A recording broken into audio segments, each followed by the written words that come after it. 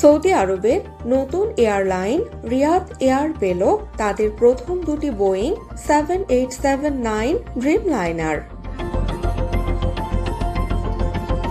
যুক্তরাষ্ট্রের বোয়িং কারখানা থেকে উড়ে আসা বিমান দুটিকে সৌদি আকাশ সীমায় স্বাগত জানায় সৌদি ফ্যালকন।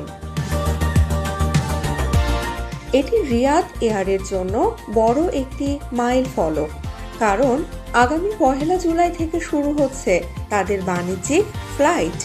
প্রথম গন্তব্য হবে লন্ডন হিথ্রো, এরপর চালু হবে দুবাই, জেদ্দা ও কায়রো রুট।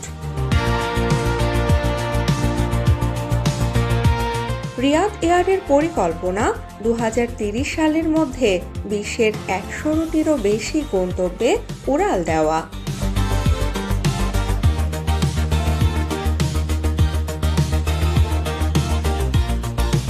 আর সেই যাত্রায় প্রথম ধাপ শুরু হলো এই নতুন ড্রিমলাইনার দিয়েই।